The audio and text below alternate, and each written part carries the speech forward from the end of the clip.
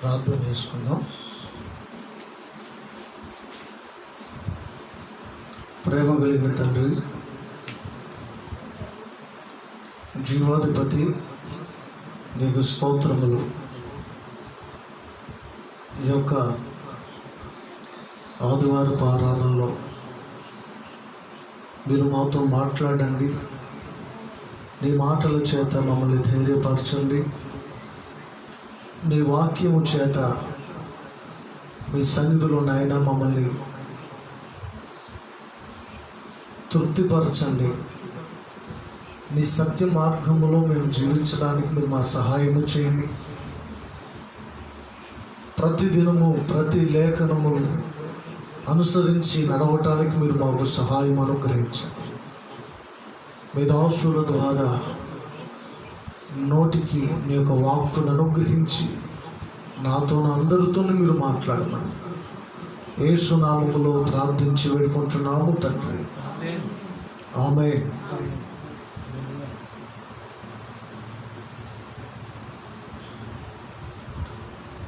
దేవునికి స్తోత్రం. ఒకసారి గట్టిగా హల్లెలూయా చూద్దాం. ప్రియులారా, మరి ఈ యొక్క పునరుద్ధానపు ఆరాధనలో ప్రాముఖ్యంగా దేవుని మాటలో మీకు ఏం తెలియపరచాలని నేను చదువుతున్న సమయంలో దేవుడు నాకు ఒక చిన్న మాటని ప్రభు జ్ఞప్తికి తీసుకొని వచ్చాడు. మనం ఒకసారి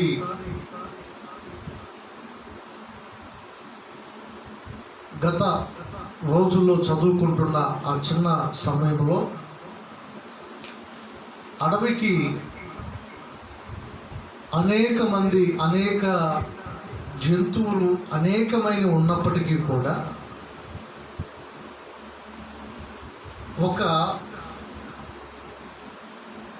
అడవికి రాజు ఎవరయ్యా అని అడిగామనుకోండి, ఎవరని చెబుతామంటే సింహము అని మనం చెబుతాం. ఇప్పుడు ఆ అడవికంతా ఒక అధికారిగా, ఒక పెత్తనము చలాయించే వ్యక్తిగా, ఎదుర్కోగలిగిన విశేషమైన పోరాటము చేయగలిగిన ఆలోచన కలిగిన ఒక లైన్ సింహము అని మనం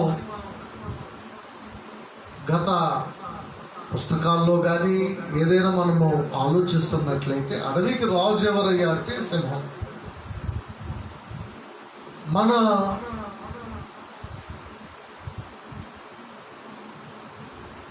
ఇప్పుడు బైబిల్ దగ్గరికి మనం ఒకసారి వచ్చి మనం చూస్తున్నట్లయితే మన జీవితంలో ప్రతి ఒక్క విషయంలో కూడా, ప్రతి ఒక్క పరిస్థితుల్లో కూడా మనకి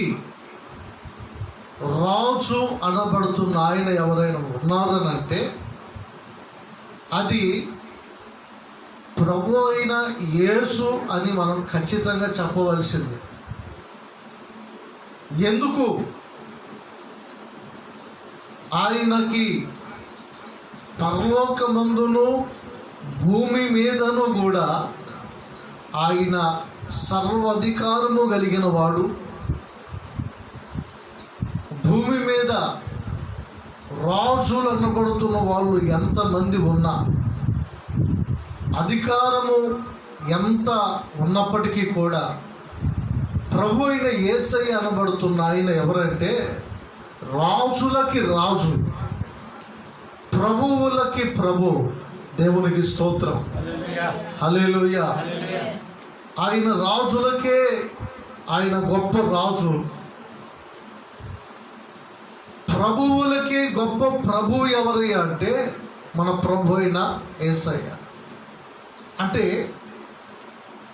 ఒక మనిషి ఆరోగ్యం ఉన్నప్పుడు, డబ్బు ఉన్నప్పుడు, ఆస్తి పాస్తులు ఉన్నప్పుడు, పేరు ప్రఖ్యాతులు ఉన్నప్పుడు, ఏదైనా అన్నీ మంచిగా ఉంటేనే ఆ వ్యక్తి ఒక మనిషిగా లేదంటే ఒక గొప్ప వ్యక్తిగా సమాజంలో కనబడతాడు. అవి అశాశ్వతమైనవి. ఈ లోకంలో మనకి కనిపించే అన్నీ కూడా అశాశ్వతమైనవి నా ప్రియమైన దేవుని బిడ్డలారా. ఈ మధ్యకాలంలో నేను తరచుగా ఎక్కువగా ఆలోచిస్తూ ఉంటుంటే, నాకు వారానికి ఏది ఏమైనా సరే కనీసం అట్లీస్ట్ 2 మరణాలైనా, అట్లీస్ట్ 2-3 మరణాలైనా ఫోన్ చేయడం, పలానా వ్యక్తి చనిపోయారన్న, పలానా వ్యక్తులు, పలానా ఆమె చనిపోయిందన్న. ఆ మాటలు వింటున్నప్పుడల్లా నాకేమనిపిస్తుందంటే, గుండెల్లో ఒక బాధ, అయ్యో వాళ్ళు రక్షించబడ్డారా, రక్షించబడలేదా. ఒకవైపు చూస్తూ ఉంటే ప్రేమ దేవుని బిడ్డలారా, రోజులు భయంకరమైన రోజులు. కొంతమంది వాళ్ళు చనిపోయినప్పుడు వాళ్ళకు ఉంటున్న అందం ఏమైపోయిందో, వాళ్ళ డిగ్రీలు ఏమైపోతాయో, వాళ్ళకుంటున్న ఆస్తి పాస్తులు ఏమైపోతున్నాయో. ప్రేమ దేవుని బిడ్డలారా, నాకు తెలిసిన ఒక మగాయని మధ్య ఒక ఆయన చనిపోయాడు. చుమిచు 4 కోట్ల రూపాయలు ఆస్తుంది. 4 కోట్ల రూపాయలు ఆస్తున్నప్పుడు కూడా ఆ ఆస్తి అతన్ని రక్షించలేకపోయింది. గల కారణం ఏంటంటే, ఇవన్నీ కూడా అశాశ్వతమైనవి. దేవుడు నరులారా తిరిగి రండి అని పిలిచినప్పుడు మనం అన్నీ కూడా వదిలిపెట్టి దేవుని దగ్గరికి మనం వెళ్ళవలసిన వారమే. మరి దేవుని దగ్గరికి వెళ్ళినప్పుడు పరలోకంలో ఆయన మనకి రాజుగా, ప్రభువుగా ఉంటాడు కదా. ఆయన రాజుగా, ప్రభువుగా ఆయన మనకి ఉంటున్నప్పుడు భూమి మీద కూడా మనం గమనించవలసింది ఏంటంటే, మనము జీవించినంత కాలము ప్రభు కొరకు మనం ఎంత జీవిస్తున్నామా అన్నది మనము అర్థం చేసుకోవాలి. స్తోత్రం చూద్దామా? హల్లెలూయా. ప్రభు కొరకు మనం ఎంత జీవిస్తున్నాం, ప్రభు కొరకు ఎంతవరకు ఆయన సేవ చేస్తున్నాం, పరిచర్య చేస్తున్నాం, ఆయన యొక్క పనిలో మనం ఎంతవరకు ఉన్నాం. ఎందుకనంటే, దేవుని కొరకు నీవు చేసిన ప్రతి ఒక్క ఏ పనైనా సరే, ఆ పని దేవుడు, ఒకవేళ నువ్వు మర్చిపోతావేమో కానీ దేవుడు పొరపాటును కూడా మర్చిపోడండి. హల్లెలూయా. అది నీ పిల్లలకి, ఆ పిల్లలకి, ఆ పిల్లలకి, తరతరాలకి ఆశీర్వాదం కలిగి ఆ ఆశీర్వాదాన్ని ఆ విధంగా దేవుడు ఆశీర్వదిస్తూ ఉంటాడు. మా నాన్నగారు గడిచిన రాత్రి చెబుతూ ఉంటాడు, ఆయనకి ఖచ్చితంగా ఒక 10 సంవత్సరాలు 11 సంవత్సరాలు అట్లా వయసు ఉంటాయంట. మా నాన్నగారు రాత్రి చెబుతూ ఉన్నారు, ఏదో ఆయన కాకినాడలో ఒక డాబా పైన ప్రార్థన పెడుతుంటే ఈయన పరిచర్య చేస్తూ ఉండేవాడంట. సేవకుల దగ్గర పరిచర్య చేస్తా డాబా పైకి బాక్సులని అయ్యని అని ఎత్తుకొని తీసుకొని వెళ్తున్న సమయంలో, దేవునికి స్తోత్రం, గట్టిగా హల్లెలూయా చెబుతారు. హల్లెలూయా. తీసుకొని వెళ్తున్న సమయంలో ఎట్లా వచ్చిందో, ఒక కుక్క మీదకు వచ్చేసిందంట. మీదకు వచ్చేస్తే ఆ మెట్ల మీద నుండి ఒక్కసారి అవతలకు దూకేశాడట. ఆ దూకేస్తే ఆ చిన్న మెదడు దగ్గర, ఆ చిన్న మెదడు ఉండే ఆ భాగంలో ఇంచుమించు చాలా లోతుగా కన్నం పడిపోయి బ్లడ్ గారిపోయి ఆ మనిషి కోమాలో వెళ్ళిపోయాడు. ఆ మీటింగ్ ఏమైపోయిందో ఏందో నాకు తెలియదురా. నాకు ఖచ్చితంగా 10-11 సంవత్సరాలు ఉంటాయి. అప్పుడే నేను పరిచర్య చేస్తూ ఉన్నాను. నా తల్లిదండ్రులు నాకు దూరంగా ఉన్నారు. ఒక్కడనే ఆ దైవజనుల దగ్గర ఆ మీటింగ్ జరుగుతున్న సమయంలో పరిచర్య కోసం అని డాబా పైన మీటింగ్ అయితే ఆ కిందకి అటు ఇటు తిరుగుతున్న సమయంలో నేను ఆ డాబా మీద ఉండి పడిపోతే ఆ చిన్న మెదడు దగ్గర ఆ విధంగా వెనకమాల అంత లోతు 2-3 అంగుళాల లోతు, ఆ విధంగా లోతు కన్నం పడి బ్లడ్ వచ్చేసి 3 రోజులు కోమాలో ఉండడం జరిగింది.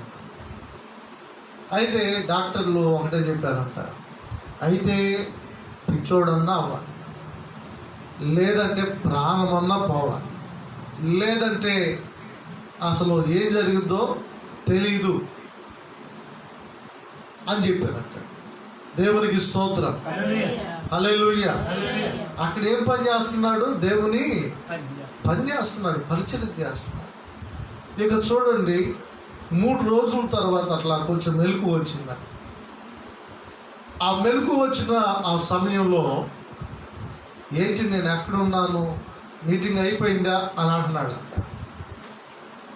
అప్పటి నుండి కూడా దేవుని కృపను బట్టి దేవుడు ఎన్నో విషయాల్లో నాన్నగారిని కాపాడుతూ ప్రభు ఇంతవరకు ఆయన తన కృపలో భద్రపరిచాడు. ఎందుకు ఈ మాటలు నేను చెబుతున్నానంటే, మా నాన్న ఏమంటాడంటే, ఆనాడు తెలిసి తెలియక నేను దేవుని పరిచర్యలో, దేవుని యొక్క సేవలో, దైవజనుల దగ్గర కష్టపడి పరిచర్య చేస్తూ ఉన్నారు, అదే ఈరోజు మీకు ఆశీర్వాదం కలిగిందని చెబుతాడు. దేవునికి స్తోత్రం, హల్లెలూయా. అంటే దేవుని సన్నిధిలో నీవు ఏం చేసినా సరే అది నీకు ఆశీర్వాదం, అది నీకు దీవెన. నా మాటలు మీరు బాగా ఆలోచించండి. మరి మనము ఈ లోకములో ఎందుకు, లోక పాప సంబంధమైన వాటి కొరకు ఎందుకు మనం వెళ్ళటం, ప్రాకులాడటం, ఈ లోకాన్ని ఎందుకు మనం ఆశించడం? దేవుని కోసం మనం బ్రతికితే, దేవుని ఎక్కువగా మన జీవితంలో రాజుగా మనం చేసుకుంటే, ప్రియమైన దేవుని బిడ్డలారా, దేవుడు ఆయన మనల్ని ఇహమందును పరమందును కూడా అన్ని విషయాల్లో ప్రభు దీవిస్తాడు. స్తోత్రం చూద్దామా? కీర్తనల భాగంలో ఒక మాటను నేను చదువుతాను, ఆలకించండి. కీర్తనల భాగం 2వ అధ్యాయం 6వ వాక్యంలో ఏం రాస్తుందంటే, నేను నా పరిశుద్ధ పర్వతమై ఉన్న సియోను మీద నా రాజుని ఆసీనుడుగా చేసి ఉన్నాను. నా మాటలు ఆలకించండి. కీర్తన గ్రంథం 453వ పేజీ, కీర్తనలు 2వ అధ్యాయం 6వ వాక్యంలో, నేను నా పరిశుద్ధ పర్వతమై ఉన్న సియోను మీద నా రాజును ఆసీనుడుగా చేసి ఉన్నాను. కట్టడను నేను వివరించెదను, యెహోవా నాకు ఇలాగూ సెలవిచ్చును, నీవు నా కుమారుడువు, నేను నిన్ను కని ఉన్నాను. దేవునికి స్తోత్ర, హల్లెలూయా. ఏమంటున్నాడు? నా పరిశుద్ధ పర్వతమైన సియోను మీద నా రాజుని ఆసీనునిగా చేసుకో. అంటే నా రాజునంటే యేసయ్య. ఆయన ఎక్కడ, ఆయన పిలాతు ఒక మాట అంటాడు, ఏమంటాడంటే, అయ్యా మరికొద్దిగా సమయంలో నిన్ను సిలువకి అప్పగించి సిలువ వేస్తున్నారు, నీవు యూదుల రాజువా అంటే నీవు అన్నట్టే. అయ్యా నాకు అధికారం కలదు, నిన్ను నేను విడిపించడానికి, ఆ సిలువ మీద నిన్ను, ఎదుగో ఆ సిలువ యాగము నుండి తప్పించడానికి నాకు అధికారం కలదంటే పైనుండి రావాలి ఆ అధికారం, ఆ ఆజ్ఞ. పైనుండి ఏమొచ్చింది? భూమి మీదకి తన కుమారుడిని ఆయన పంపించి సిలువ కార్యము చేసి, దేవునికి స్తోత్రం, సిలువ కార్యము చేసి మన పితరుల పాపముల నుండి అన్నిటి నుండి విడిపించి మనల్ని పరిశుద్ధులుగా చేసి ఆయన రాజ్యములో శ్రేష్టమైన వ్యక్తుల్లాగా మనల్ని సిద్ధపరచడానికి ఆ పైనుండి వచ్చిన ఆజ్ఞ అది. స్తోత్రం. అందుకు ఏమంటున్నాడంటే, నీవు నా కుమారుడు, నేను నిన్ను కని ఉన్నాను, సింహాసనాసీనుడుగా నా రాజుని నేను సింహాసనం మీద కూర్చోబెట్టాను. నా మాటలు ఆలకించండి. పరలోకములో కూడా దేవుడు, తండ్రి అయిన దేవుడు యేసయ్యకి సర్వాధికారం ఇవ్వడమే కాదు, సింహాసనం మీద కూర్చోబెట్టి సింహాసనాసీనుడిగా, ఓ మాటలో చెప్పాలంటే పైనైనా ఆయన మహారాజుగా ఉన్నాడు, ఎక్కడైనా ఆయన రాజే. దేవునికి స్తోత్రం. హల్లెలూయా. అందుకనే మన పాత వాళ్ళు పాట పాడతారు. ఏం పాట? యేసు రాజుగా వచ్చుచున్నాడు. పాడని అందరూ కలిసి పాడతారు. యేసు రాజుగా వచ్చుచున్నాడు, భూలోకమంతా తెలుసుకుంటాడు. రవి కోటి తేజుడు రమ్యమైన, గట్టిగా, రవి కోటి రమ్యమైన రారాజుగా వచ్చుచున్నాడు. యేసు రారాజుగా వచ్చుచున్నాడు. యేసు రాజుగా. కలిసి అందరూ కలిసి గట్టిగా, భూలోకమంతా తెలుసుకుంటాడు. హల్లెలూయా.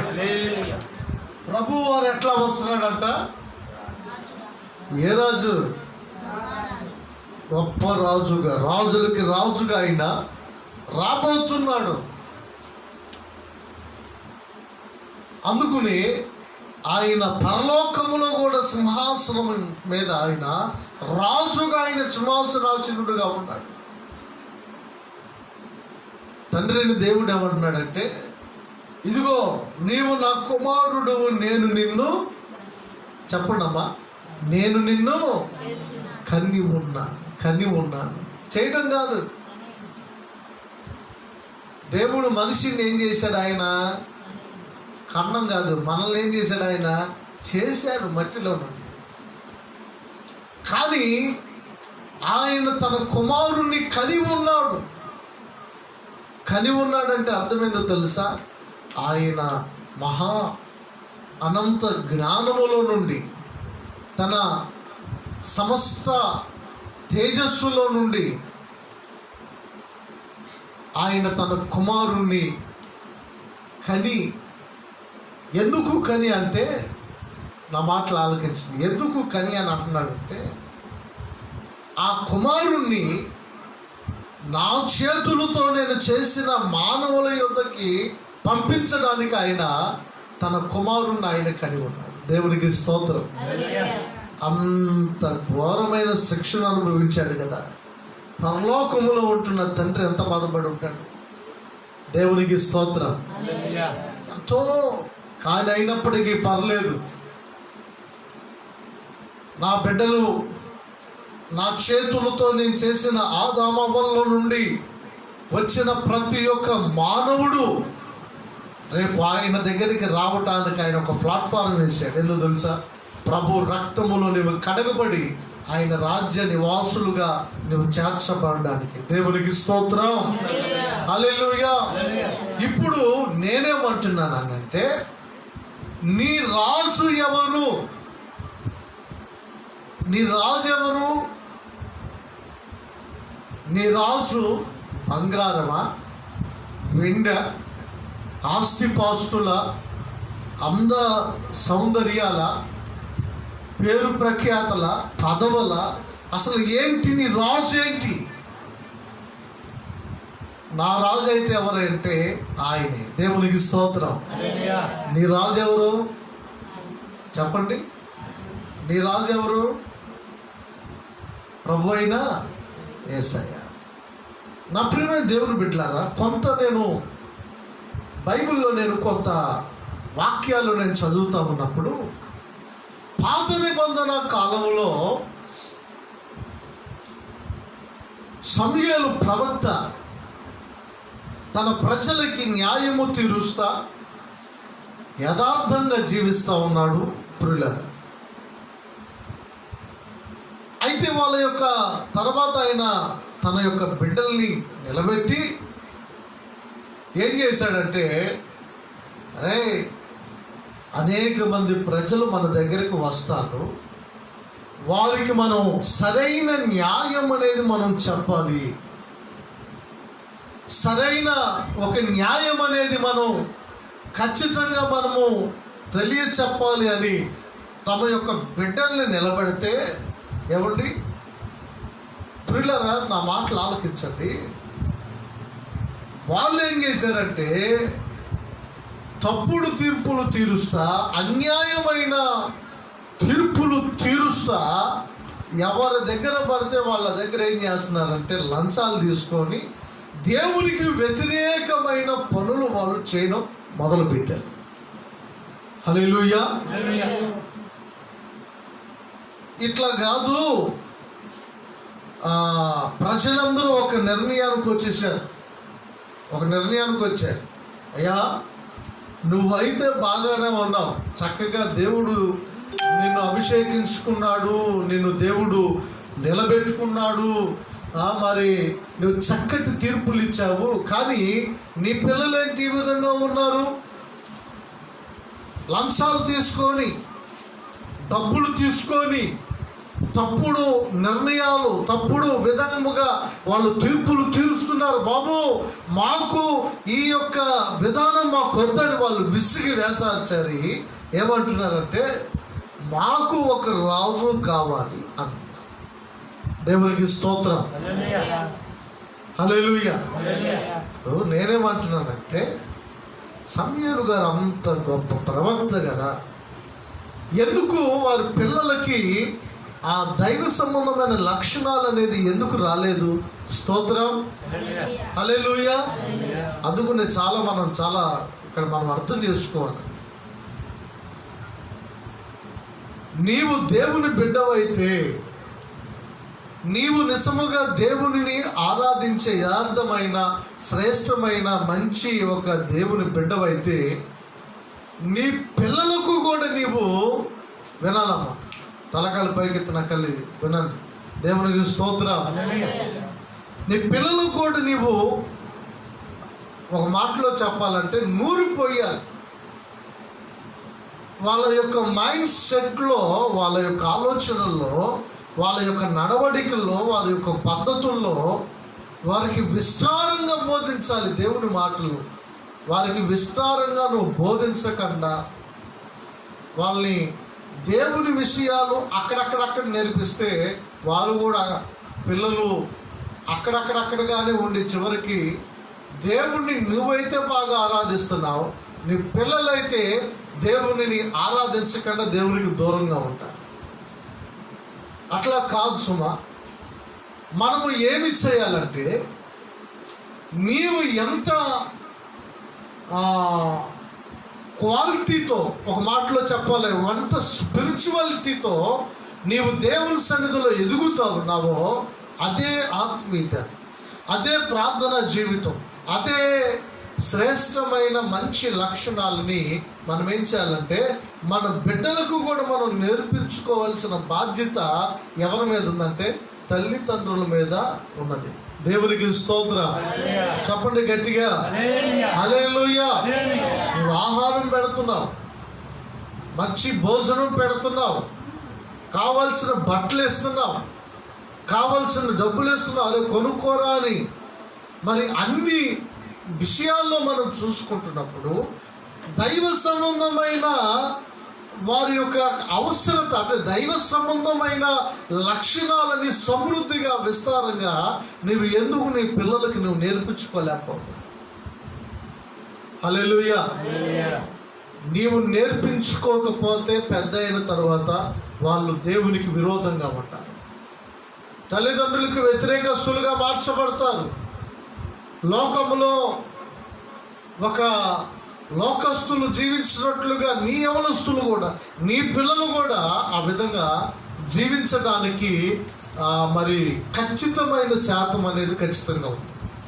దేవునికి స్తోత్రం. అందుకనే మనం ఏం చేయాలో తెలుసా?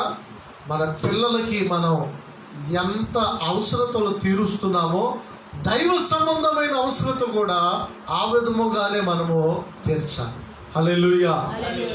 దేవునికి రోజు దేవుని పాదాల దగ్గర వాళ్ళని మోకరింప చేయాలి. దేవుని వాక్యాన్ని నేను చదివించాలి. దేవుని యొక్క మాటలు వాళ్ళకి రోజు కొన్ని కొత్త మాటలు వాళ్ళకి నేర్పించాలి. దేవుని పాటలు వాళ్ళకి నేర్పించాలి. దేవుని వాక్యాన్ని వాళ్ళకి నేర్పించాలి. నేర్పించినప్పుడే తల్లిదండ్రులు ఆత్మీయంగా ఎదిగితే వాళ్ళకన్నా గొప్ప ఉన్నతమైన ఆత్మీయులుగా వాళ్ళ పిల్లలు ఎదగలుగుతారు. స్తోత్రము చూద్దామా? అదే దేవుని సంబంధముగా ఆధ్యాత్మికంగా మనమే లేకపోతే మన పిల్లలకి మనం నేర్పించుకోలేము.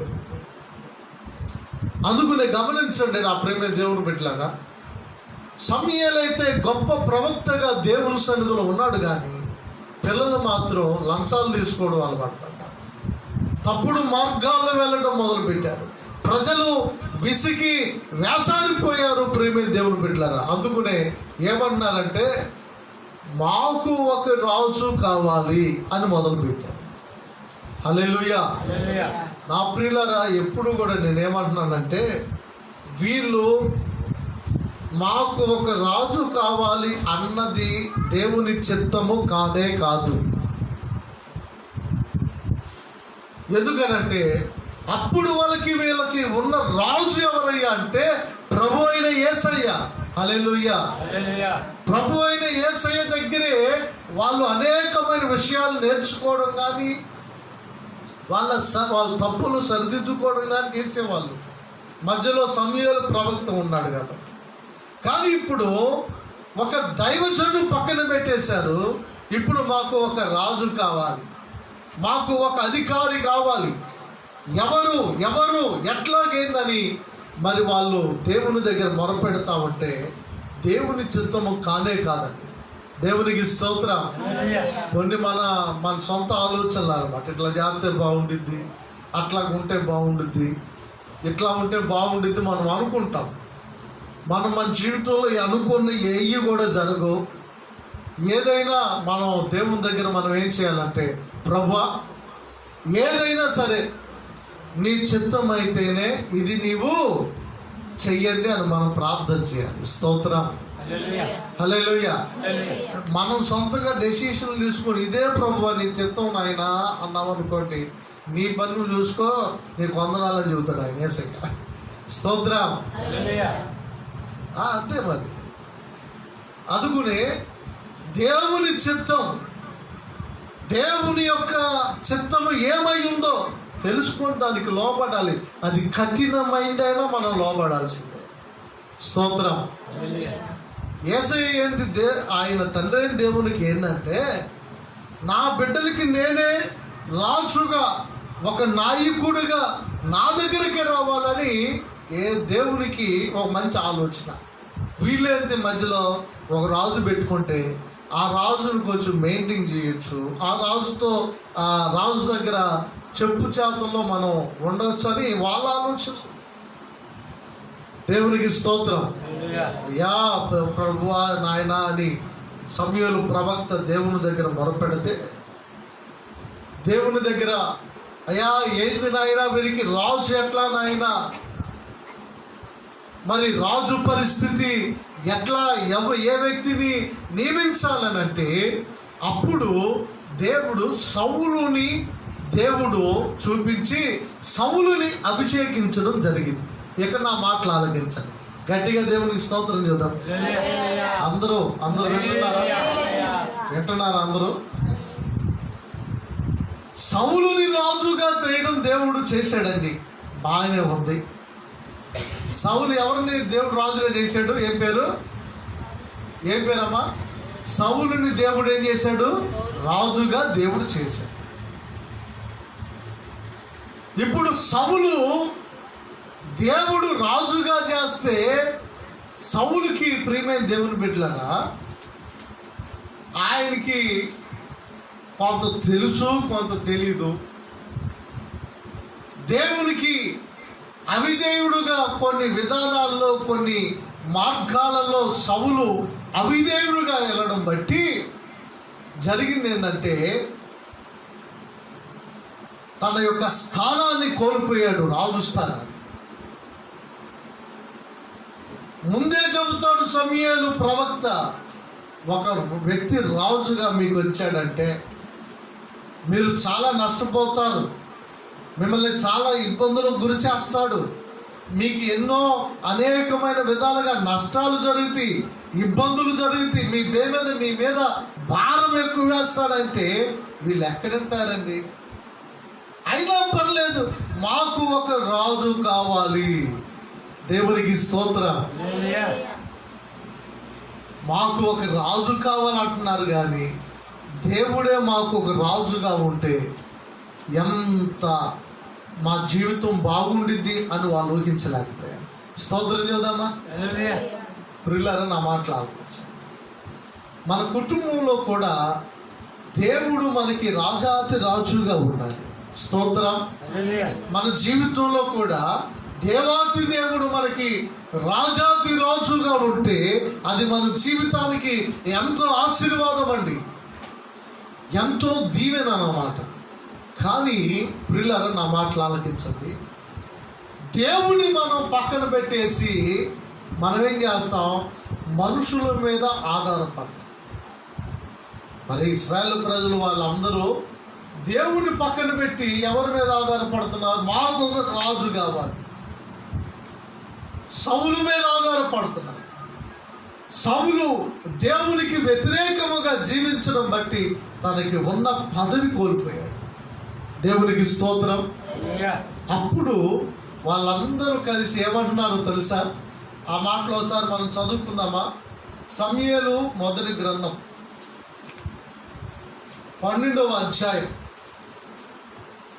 బైబిల్ ఉన్నోళ్ళు 232వ పేజీ. సమూయేలు మొదటి గ్రంథం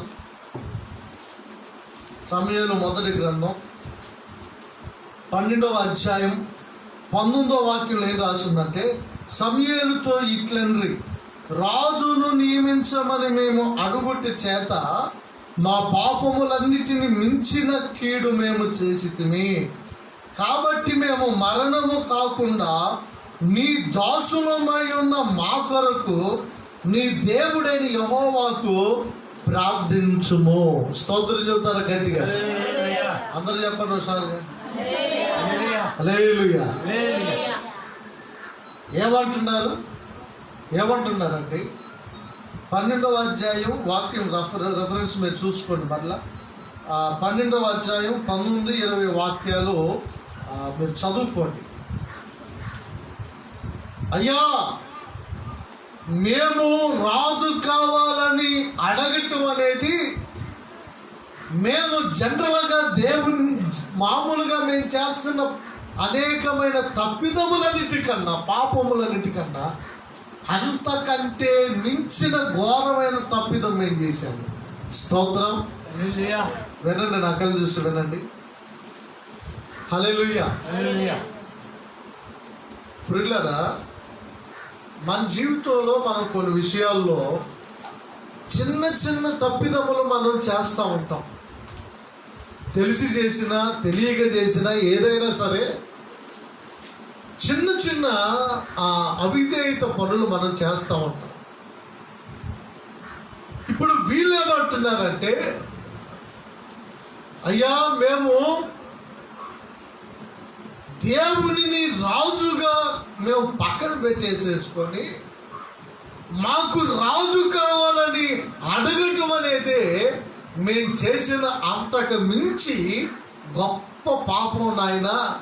దయతో మా గురించి ఆ దేవుని దగ్గర ప్రార్థన చేయి సమూయేలు పాస్టరా అని మాట్లాడుతున్నారు. స్తోత్రం. అందరూ స్తోత్రం చేద్దామా? సమూయేలు పాస్టరా ప్రార్థన చెయ్యయ్యా, దేవుని దగ్గర నుండి కీడు రాకుండా, దేవుని దగ్గర నుండి మాకు ఈ నష్టమేది జరగకుండా ఆశీర్వాదమే వచ్చినట్లుగా మా గురించి ప్రార్థన చేయి బాబా అన్నారు. స్తోత్రం. ప్రార్థన చేయి బాబు, ప్రార్థన చేయి. ఈరోజు నేను ఎందుకు ఈ మాటలు నేను చెబుతున్నానంటే, మన జీవితంలో దేవునిని మనం రాజుగా మన జీవితంలో ఉంచుకోకుండా మనుషుల మీద ఆధారపడితే మనకి జరిగేది ఏంటంటే, అది ఎప్పుడు కూడా మనకి కీడు, అది ఎప్పుడు కూడా మనకి నష్టమే కలిగింది ప్రియమైన దేవుడు పిల్లలు. అందుకనే మనకి ఎన్ని సమస్యలు వచ్చినా, ఎన్ని ఇబ్బందులు వచ్చినా, ఎన్ని బాధలు వచ్చినా సరే మనం ఎవరి మీద ఆధారపడాలో తెలుసా? ప్రభు అయిన యేసు అనబడుతున్న రాజాది రాజు మీద మనం ఆధారపడాలి. స్తోత్రము కలుగునుగాక. హల్లెలూయా. నేను యేసయ్య మీద ఆధారపడతానన్న వాళ్ళు గట్టిగా హల్లెలూయా చెప్పండి. మనుషుల మీద ఆధారపడతానన్న వాళ్ళు గట్టిగా హల్లెలూయా చెప్పండి. మనుషుల మీద ఆధారపడతారా? ఎవరి మీద ఆధారపడతారు? రాజాది రాజు మీద. హల్లెలూయా. రాజులకే రాజు అయి ఉన్న ప్రభు అయిన యేసయ్య మీద మనం ఆధారపడాలి. అప్పుడు మనకి ఆయన నువ్వు ఎట్లా వెళ్ళాలో, ఎట్లా బతకాలో, ఎట్లా జీవించాలో నీకు తెలియకపోయినా ప్రభు ఏం చేస్తాడంటే, నాయనా ఇట్లా వెళ్ళు, నీకు క్షేమం కలిగి, ఎట్లా జీవించు, అది నీ జీవితంలో ఆశీర్వాదం కలిగి, ఎట్లాగ ఉండు, నీ జీవితంలో గొప్ప దీవెన కలిగిద్దని ప్రభువే ఏం చేస్తాడు తెలుసా? మనల్ని ఆయన నడిపిస్తా ఉంటాడు. స్తోత్రము చూద్దామా? హల్లెలూయా, హల్లెలూయా. అందుకునే నీ జీవితంలో రాజుగా ఎవరున్నారు? బైబిల్లో ఒక ప్రత్యేకమైన ఒక విషయాన్ని నేను మీకు తీసి చూపిస్తాను. తిమోతికి రాసిన మొదటి పత్రిక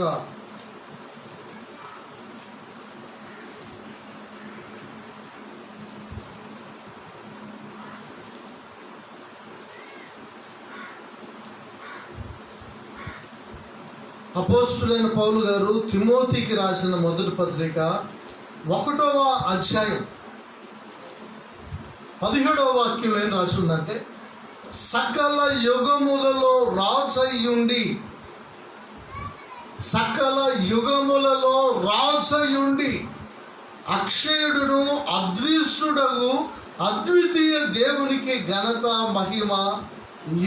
మహిమయు యుగ యుగములు కలుగును గాక. స్తోత్రము చూద్దామా? సకల యుగములలో ఆయన ఏమై ఉన్నాడంటే రాజై ఉన్నాడంట. దేవునికి స్తోత్రం. ప్రియులారా, నా మాటలు ఆలకించండి. సకల యుగములలో, సకల కాలములలో ప్రభు అయిన యేసయ్య ఆయన రాజై ఉన్నాడు. అందుకునే ఆ రాజును మన జీవితంలో, మన యొక్క హృదయములో, మన కుటుంబములో ఆయన మనకి రాజుగా ఉంటే ప్రభు నిశ్చయముగా మనల్ని ఆయన ఉన్నతమైన ఆశీర్వాదాలతో మనల్ని దీవించగలిగిన శక్తి కలిగిన దేవుడై ఉన్నాడు. దేవుని నామానికి మహిమ కలుగును గాక. స్తోత్రం, స్తోత్రం, హల్లెలూయా. ఈ వారం అంతయు కూడా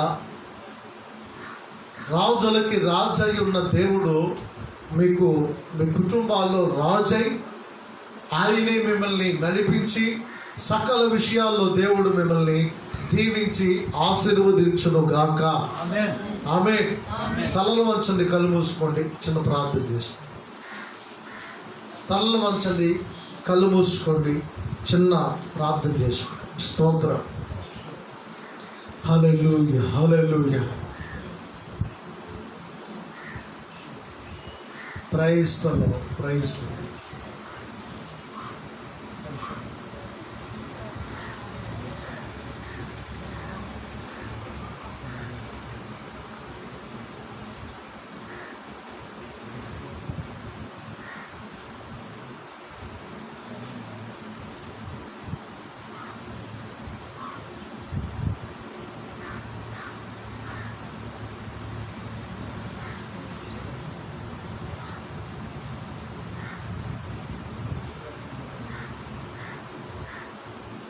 ప్రైజ్ ది లార్డ్.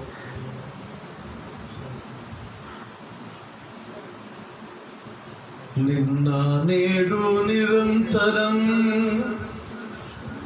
మారనే మారవు, నా జ్ఞాపకాలలో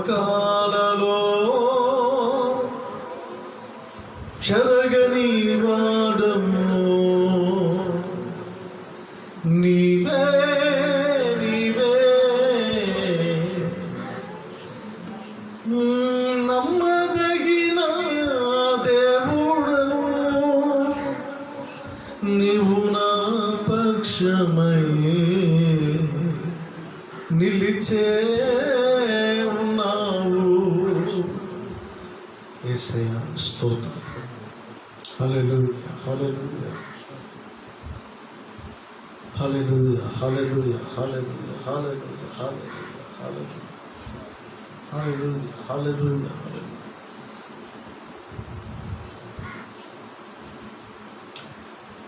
నీవే నీవే, నమ్మదగిన దేవుడవు, నీవు నా పక్షమై నిలిచే ఉన్నావు. నిన్న నేడు నిరంతరం మారనే మారవు, నా జ్ఞాపకాలలో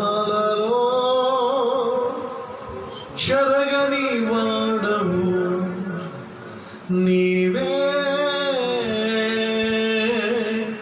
నీవే. యేసయ్యా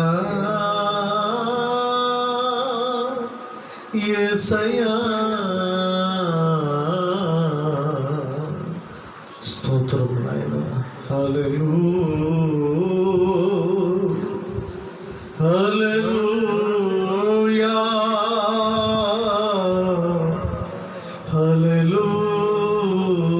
హల్లెలూయా. జీసస్ స్తోత్రం నాయనా. మా జీవితంలో నువ్వు రాజుగా ఉన్నట్లయితే, అయ్యా మా జీవితంలో నువ్వు అధికారిగా ఉన్నట్లయితే, మా జీవితంలో నువ్వు praise the Lord praise the Lord praise the Lord praise the Lord. ప్రేమ కలిగిన తండ్రి, నమ్మదగిన దేవా, నీకు స్తోత్రము నాయన. ఈ యొక్క ఆదివారపు ఆరాధనలో మీ సన్నిధిని మా వెంటుంచి, నీ బలమును మా వెంటుంచి, నీవు మాకు రాజుగా ఉండాలని మీరు మాతో మాట్లాడిన ప్రతి మాటను బట్టి మీకు స్తోత్రం. మీ సన్నిధిలో ఏ విధము చేతనైనా సౌలుని రాజుగా చేసుకోవడం బట్టి వాళ్ళు భయంకరమైన శ్రమలు గుండా వెళ్ళారు. మీరు నిర్ణయించిన దావీదుని మీరు అభిషేకించి మరలా రాజుగా మీరు చేశారయ్యా. అయ్యా ఇదిగో ప్రభువా, మీ సన్నిధిలో మా జీవితంలో నీవే రాజుగా అయ్యా. ఇదిగో నాయన, ఇక్కడ నిలిచున్న ప్రతి బిడ్డల కుటుంబాల్లో నీవే రాజుగా, నాయకుడిగా, అధికారిగా మీరు మాకున్నాడు. నీకు స్తోత్రము చెల్లిస్తున్నాను. ఈ వారం అంతా మీ బిడ్డలు మీ చేతులు సమర్పిస్తున్నాను. వారు చేయుచున్న ప్రతి పనుల్లో మీకు ఆశీర్వాదాలు ఉంచండి. వారు చేయుచున్న ప్రతి పనుల్లో మీ యొక్క దీవెనలు వెంటుంచండి అయ్యా. వారు నాయన క్షేమముగా బ్రతుకున్నట్లుగా మీరు సహాయం చేయండి. మీ సన్నిధిలో ఏ విధము చేతనైనా ఈ ఆరాధనలో మీ దాసులను మరుగుపరిచి శ్రేష్టమైన మాటలను మీరు మాట్లాడారు. నీకు స్తోత్రములు. నీ మాటల వల్ల వారి యొక్క ఆత్మ సంబంధమైన జీవితములు దీవించబడడానికి సహాయం అందించమని ప్రార్థిస్తున్నాను. ఈ లైవ్ కార్యక్రమం చూస్తున్న వారి కుటుంబాల్లో కూడా మీ ఘనమైన కార్యములు యేసు నామములో జరగబడాలి. స్తోత్రము నాయన. మీ సన్నిధిలో మీరు నడిపించారు, అందరిని బట్టి మీకు స్తోత్రములు చెల్లిస్తూ నజరీయుడైన యేసు నామములో ప్రార్థించి పొందుకున్నాము తండ్రి, ఆమేన్. మన తండ్రి అయిన దేవుని యొక్క ప్రేమ, కుమారుడైన యేసుక్రీస్తు వారి యొక్క కృప, పరిశుద్ధాత్మని సన్నిధి సహవాసం ఆయన సన్నిధిలో నిలిచిన మనందరి మీదను, సకల కోటి జనులందరి మీదను ఆయన ఆశీర్వాదాలు సదాకాలము తోడే నిలిచి ఉండునుగాక. ఆమేన్. హల్లెలూయా, హల్లెలూయా.